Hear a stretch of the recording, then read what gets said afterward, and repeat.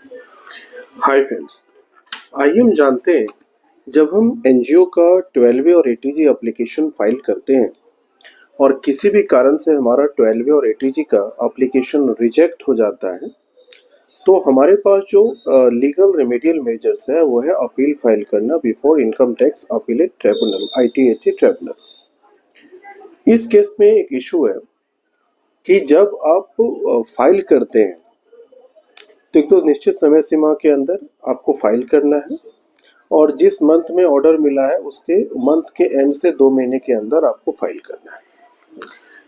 तो ITAT generally जो observe करती है कि कहीं पे अगर 12वीं और ATG का रिजेक्शन हुआ है और वायलेशन हुआ है यहाँ पे प्रिंसिपल्स ऑफ नेचुरल जस्टिस या रिजेक्शन हुआ है यहाँ पे टेक्निकल और क्लरिकल एरर्स के लिए, तो यहाँ पे जो रूल किया है various judgements by the ITAT bench कि यहाँ पे रिमांड बैक हुआ है to the CIT exemptions for fresh considerations के लिए।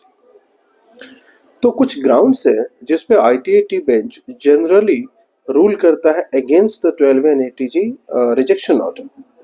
उसमें से violations of the principle of natural justice, अगर पर्याप्त अपॉर्चुनिटी अफोर्ड नहीं किया गया है टू द असेसी तो ये एक वायलेशन होता है नेचुरल जस्टिस का। इसके अलावा जो रिजेक्शन हो जाती है तो रिजेक्शन हुआ है फॉर द टेक्निकल और द क्लरिकल एरर्स, तो कहीं पे टेक्निकल या क्लरिकल और एरर्स है तो ये होल एंड सोल ग्राउंड नहीं होना चाहिए रिजेक्शन के लिए।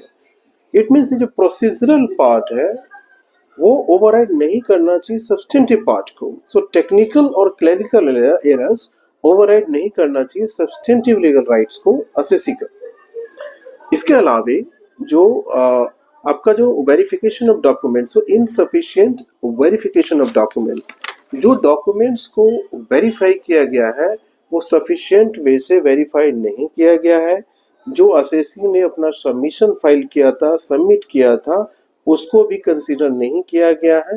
दैट इज ये भी एक ग्राउंड होता है जिसमें ITAT अगेंस्ट रूल देता है रिजेक्शन ऑर्डर का। इसके अलावा जो इनकरेक्ट अजम्पशंस है और स्कोप ऑफ जो इंक्वायरी है, तो जो इंक्वायरी है CIT एग्जम्पशन का उनका प्राइमरली फोकस होना चाहिए वो है कि जेन्युइननेस ऑफ द ऑब्जेक्ट्स।